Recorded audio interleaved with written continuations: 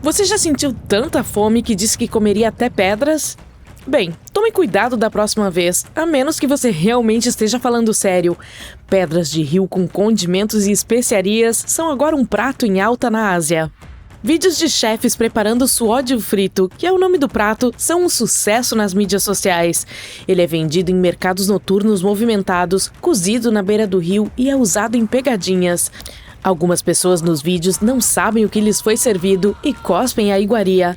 Uma porção custa pouco mais de $2, mas algumas pessoas acreditam que é caro, pois os ingredientes podem ser tecnicamente reutilizados. O suódio tem suas raízes no passado. E não, os antigos chefes asiáticos não saíam por aí pegando pedras para servi-las como uma iguaria. Essa tradição não se trata de comer pedras, mas de usá-las para incrementar sua sopa. E não se trata de qualquer pedra velha que esteja por aí. Estamos falando daquelas pequenas que você encontra em riachos de água doce e rios cheios de peixes. Séculos atrás, quando não havia lanches para a viagem ou conservantes para manter os alimentos frescos por bastante tempo, isso era um problema real para as pessoas que precisavam se deslocar muito em barcos, especialmente no verão. Quando ficavam sem animais e vegetais, elas precisavam ser criativas para garantir que tivessem algo para comer. Dizem que o suódio se originou em uma província sem litoral, onde os marinheiros embarcavam em viagens que se estendiam por semanas e meses rio abaixo e ficavam presos sem suprimentos. Assim, quando o peixe não estava no cardápio, essas pessoas experientes recorriam a pedras e esteixos para dar um toque de sabor. As rochas, depois de ficarem na companhia de peixes, ostras, amêijoas e todas as coisas subaquáticas, absorviam o sabor desses deliciosos habitantes do rio. Quando iam parar na panela, não se transformavam em uma bagunça lamacenta como se poderia pensar, mas liberavam uma explosão de sabor de peixe. Quando embarcações motorizadas chegaram à província e ela se tornou economicamente mais desenvolvida, o prato perdeu sua popularidade.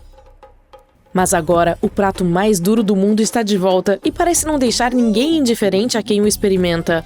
Alguns dizem que é um lanche perfeito para os adeptos do fitness, pois não tem calorias, mas vem com muitos sabores. Outros acreditam que não é higiênico, pois você pode jogar as pedras de volta na água e depois retirá-las e cozinhá-las novamente. Seja qual for o caso, o processo de preparação desse prato é um espetáculo e tanto. O ideal é obter pedras frescas diretamente do rio. Se elas ficarem fora do rio por muito tempo, perderão todo o sabor. Então, essas pedras frescas são fritas em banha de porco, gordura animal ou vegetal, e o sabor se espalha para o óleo também. Em seguida, os chefes adicionam alho, gengibre, pimentas, chalotas, cebolas, pimentões e quaisquer outros temperos que possam escolher. Quanto mais vegetais você adicionar, mais ela lembrará uma sopa quente de inverno.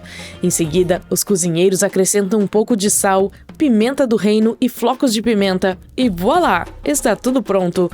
Parece bem simples, então alguns tiktokers já experimentaram em casa ante todo o frenesi sobre o prato.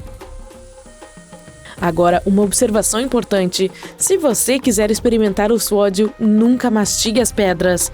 Tome um gole do líquido que está com elas, aproveite ao máximo e jogue-as fora uma a uma. Você pode guardá-las como lembrança ou deixá-las em um prato.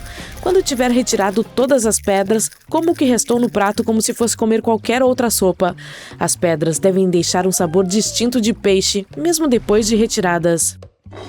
Se você ainda não está pronto para comer pedras no almoço, que tal um café com azeite de oliva no café da manhã? Essa bebida que está na moda foi popularizada pela Starbucks e é fácil de recriar em casa. Se você está pensando que é nojento adicionar gordura ao seu café, saiba que é provável que já tenha feito isso. O leite integral ou uma espuma fria à base de creme de leite são todos gorduras em sua bebida. Em alguns países, como Singapura, é tradicional adicionar manteiga ao café há décadas.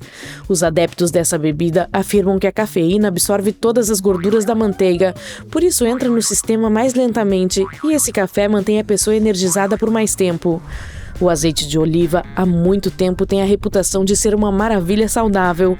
Portanto, quando você o consome em qualquer forma, ele o enriquece com algumas vitaminas e antioxidantes. Se estiver preocupado que sua bebida tenha mais gosto de azeite de oliva do que de café, opte por grãos de torra escura. Eles têm um sabor mais intenso e achocolatado.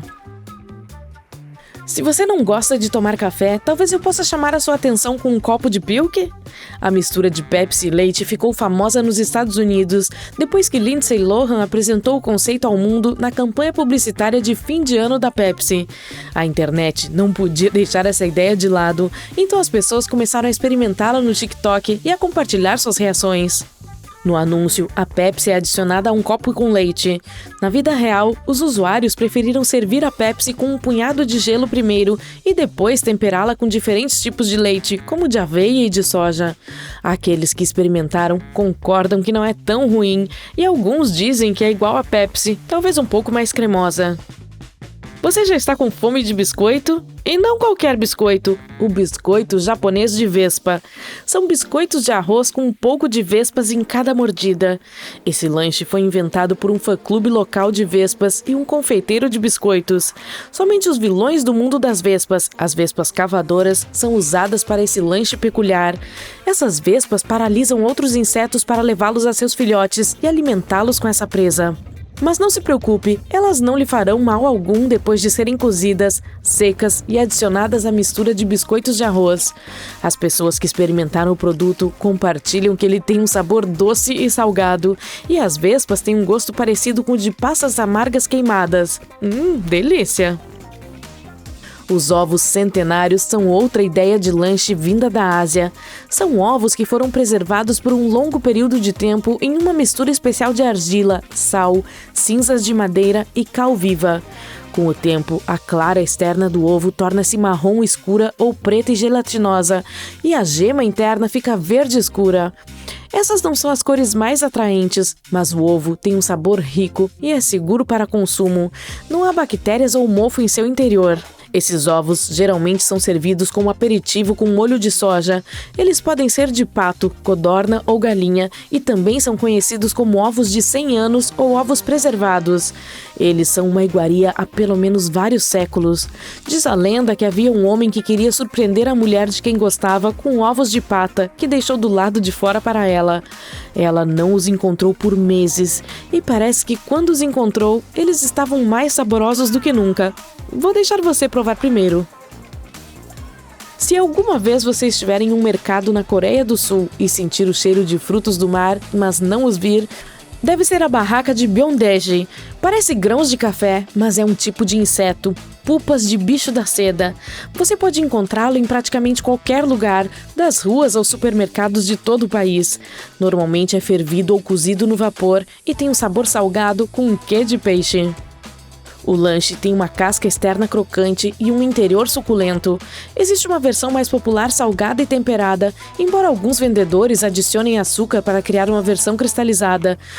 Os bichos da seda têm desempenhado um papel importante na cultura local há séculos por seus talentos mais óbvios na fabricação de seda. Então, alguém teve a ideia inteligente de usá-los também como uma fonte de proteína disponível para pessoas necessitadas. Dizem que nem todo mundo se apaixona pela carne desde a primeira mordida, mas é possível se acostumar com ela aos poucos. Atualmente, as gerações mais velhas gostam mais dessa iguaria.